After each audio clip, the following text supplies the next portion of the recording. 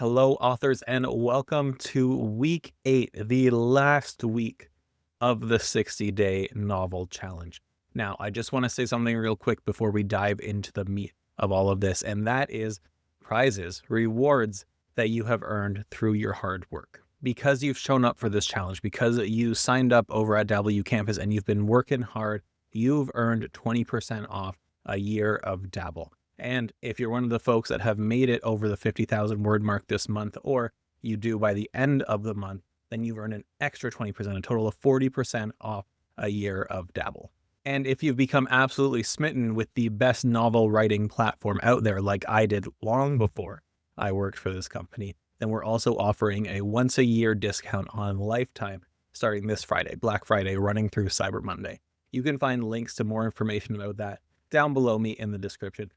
But it's so important because you have earned it. You've done the hard work. You've put in 7 weeks of effort so far, and we have 1 week left to go. That's a whole month of learning more about Storycraft, about getting to know yourself and your characters and your plot, and planning all of this stuff out, even for those of you who have never planned a novel before. And then the last 3 weeks and this week, of course, we've been writing a heck of a lot of words. There's a reason we call it the 60-day novel challenge. It's not the 60-day novel walk in a park. It's not the 60-day novel easy thing that you can just do in your spare time. It is a challenge. It's been a grind, and you've done it. So if you're feeling fatigued, if you're feeling tired, if you're feeling like, oh, I don't have any more creativity in me, you're wrong. Because the last 7 weeks have proven that it's pretty obvious you can push through until the end of this challenge. For some people, that will mean hitting that 50,000 word mark, and congratulations if you are included in that. For others, maybe it's not hitting 50,000 words, but it's still showing up and putting in the effort, and you can do it because you have been doing it, and we just have a handful of more days to keep on doing it, to prove to ourselves that we're freaking awesome at this. And I want you to just remember why you're doing this, why storytelling is so important to you, why you were so excited to tell this story in the first place, because now, at the tail end of it, when it might seem the hardest that it can possibly seem, remember why it's so important. And then focus on what comes next too. Let that energize you, because the effort that you've put in today proves that you can do the hard work, and you're going to take those habits, you're going to take that mindset, you're going to take that grit and determination, and you're going to apply it after the challenge too. You might not be writing 1,667 words a day for the rest of your life. For most people who can't write full time, that's a pretty steep ask. But those habits that you've formed now can turn into other habits that help you finish a longer novel if you aren't done by the end of this month, that can help you finish revisions once you're done the first draft of your novel, and can help you query or publish when the time comes for that too. And then, spoiler, you do it all again because you always have another story inside you waiting to be told. So as we head into this week, as you head into the third act or wherever you are in your story, I want you to keep that in mind. Keep in mind how hard you work. Keep in mind what's ahead of you. Take your protagonist by the hand. Step into this last gauntlet with me. Let's talk about the third act. And we start the third act by taking everything that we've built so far and just smashing it to pieces. The first beat in the third act is called the pre-climax, or if you're feeling more dramatic, and I'm always feeling more dramatic, the dark night of the soul. I've made jokes before that as authors, it's our job to be mean to our protagonist, and the best character development comes from being mean. Well, we are going to be meaner than ever before. The pre-climax, or the dark night of the soul, is when we lay our protagonist in the lowest low possible. After the midpoint, they're now proactive, they're heading towards their goal, potentially a new goal. They're motivated, maybe they've been spurned, maybe they're hopeful, whatever it is, they're making progress, things are looking up, the goal is within reach, and we yank the rug out from under them. We take that hope, we take that momentum, and we just shatter it with one devastating blow. You've seen this beat before. It's very easy to spot in action-adventure movies especially. This is when the hero thinks that they're on the right path, and then just as they're about to claim victory, they can see the end. They can almost touch it. They can taste it. And then suddenly they're on their back with the antagonist's sword at their throat.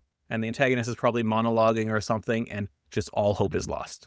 So when it comes to writing a pre-climax beat, I have a couple tips for you to really embrace, to maximize the emotional impact of this scene. First, we're going to show that victory is possible, and then we're going to make it seem impossible. We're going to dig at their lie. We're going to dig at their weaknesses, at their greatest flaws, And one thing that was just within reach moments before is now so far away that we can't even see it. Next, I want you to show your antagonist at their full power. This is the darkest moment for your protagonist, which means it is the best moment for your antagonist. And whether that is magic that they're wielding, whether it's their sweet sword skills, whether it's political capital that they're leveraging on, or whether it's breaking your protagonist's heart, I want you to show them in all their horrible glory. Then I want you to make sure the protagonist knows that this is, at least in part, their fault. It is them clinging to the lie. It is their flawed belief that led them here. Remember, the most impactful story beats are the ones tied to that lie the character believes to be true. The lie is losing its grip. For this entire story, the truth has been showing itself. Your protagonist has been stepping closer and closer to the truth. And so this is the lie's last chance to cling on, solidify itself, and stop the protagonist from finding the truth. So to end up in this moment, it's your character's fault. And then just let it hurt. Let it hurt so much. This is, I cannot say it enough, the lowest low for your protagonist. This is the most they have hurt throughout the entire story. This is the worst place that they can be. This is when the lie is in full display, when all hope is lost, and it should seem like they are utterly helpless. For a positive arc, which is what most of us are writing, this is your change or die moment. If your protagonist clings to their lie, they are going to die. They have to change. They have to embrace the truth to be successful in our next beat. No matter what arc you are writing, your protagonist has to choose in this moment to take action. Not acting carries the highest stakes. It results in literal or metaphorical death. So they choose to act, and that leads us to the climax. The climax is the big payoff of the story. Everything that has happened so far is leading to this moment. And I'm not just talking about the external conflict. This is where both external conflict and your protagonist's internal conflict are resolved in one single scene. And to that end, we need to craft a climax that targets your protagonist's weakness, that targets their emotions, that hits them where it hurts. The biggest thing to keep in mind here is that this is when the protagonist finally sheds their lie and embraces the new truth. They need to be successful. This is why in the pre-climax, we're given that change or die decision. They choose change. They choose to reject the lie and embrace the new truth. This is a huge moment for your character. It's not just that everything plot-wise has been leading up to this. All of those little picks at the lie, all of the progress they've made back and forth towards the truth, back towards the lie, has culminated in what they are experiencing. And so it's on you as the author to craft a climax where they cannot be successful in resolving the external conflict unless they resolve that internal conflict at the same time. They cannot be successful in the climax if they don't embrace the truth. And when it happens, the outcome has to be clear. The reader has to understand that they can take a deep breath because they just witnessed the biggest event of the story, the biggest change in the story. And when that event comes with that change, it feels so much more earned than if your character hadn't been struggling with a lie this entire time. Now, 2 quick tips for the climax as well before we move on to the last story beat of your novel. The first is that a lot of subplots will probably be resolved at this moment too. There are times before this and after this when subplots can reach their end, when they can have their resolution, but many of them will intersect here, they'll become relevant here, or they will fully resolve here. That's dependent on your story, but just know this is a very common place for that to happen. Second, I always love to tell people about this litmus test to see if your climax is truly effective. If you can take your character from that ordinary world in the first act, pick them up and drop them into the climax, and they can be successful, then your climax isn't working for you. Remember, the key thing about a climax is that the external conflict is resolved because the internal conflict is resolved.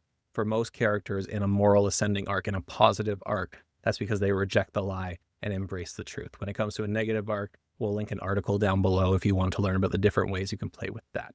But there needs to be real change in your character to be successful here. Even flat characters need some kind of change, need to embrace what they've learned along the way to be successful here. Otherwise, it doesn't feel earned. Otherwise, it doesn't feel fulfilling. So do that litmus test. Can the character from Act 1, from that ordinary world, be successful in the climax? If the answer is yes, it's back to the drawing board. Or at least during the revisions, you need to make some big changes. And then for the little bit after the climax, we have the resolution or the conclusion or the denouement, whatever you want to call it. It is the time when a new ordinary is established. Think about the new situation that your protagonist finds themselves in and how that contrasts to the ordinary world they were in at the beginning. Take some time in the resolution to look at other character arcs as well to see how secondary characters have changed over the course of the story. If you have any remaining subplots, you'll want to wrap them up here, or if you have a sequel coming up, have some little tasteful hooks that can transition into the next book. Think about what the aftermath of the world and the people and things around your protagonist are like. Think about how the world has changed, how the people have changed, how the vibes have changed. And the resolution is a great time to throw one last light touch to solidify your theme. Odds are your theme was strongly delivered in the climax when that internal conflict was resolved. But it's nice to throw a little cherry on top here in the resolution. And I don't mean you moralize here. I don't mean that you have a character explicitly state the theme here, but just a small hint at what that theme's conclusion means is great to tie it up for the reader. And then you're done. Now, you may be done the first draft of your novel. You may just be done the 60-day novel challenge and written a heck of a lot of words that require some more words to actually finish the draft. But I want you, whatever case you find yourself in, to just take a moment, take a deep breath, pause, and reflect.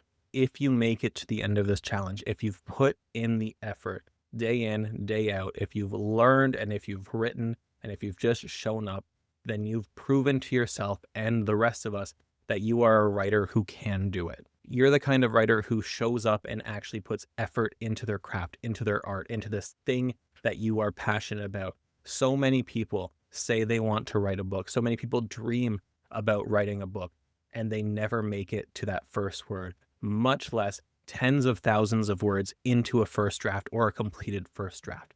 That's huge, and it deserves a break. If you have more to write for your first draft, you may want to keep the momentum up. But even if you do have more to write, it's not a bad thing to take a few days or a week off. And no matter how much time you take off, I want you to be proud of the work you've done. I want you to share it. Share it in the comments here. Let me know how far you've come. Let me know when you finish the challenge. Post it over at W Campus. Share it with the rest of the writers there who are writing alongside you.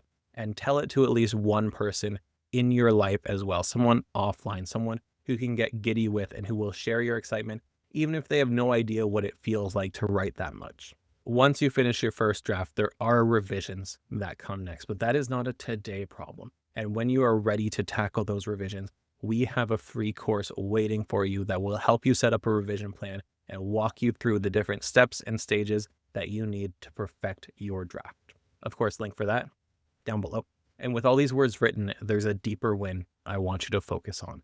The habits that you've formed, the confidence that you've gained in yourself to actually show up and write these words, the knowledge that you've gained through the first half of the challenge and through all the questions that you've asked, through all the events you've attended, through all the progress that you've made in November. Heck, I think it's a win just to prioritize something you're passionate about in a challenge like this. You've put in the work.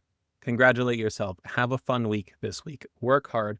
And when you're ready, reward yourself with 20% off a year of Dabble just for participating, 40% off if you cross that 50,000 word mark, or if you want to join us for a lifetime, we're offering 20% off this Friday through Monday, our once a year Black Friday deal.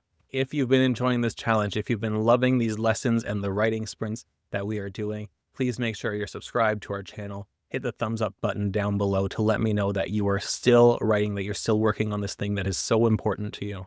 And join me this Friday for a wrap-up event live here on our YouTube channel at 2 p.m. Eastern. We're going to be celebrating our wins. We're going to be reflecting on the challenge. We're going to be having just a grand old time. So go on, get to your writing, and when the challenge is done, take a deep breath, celebrate, because you've earned this.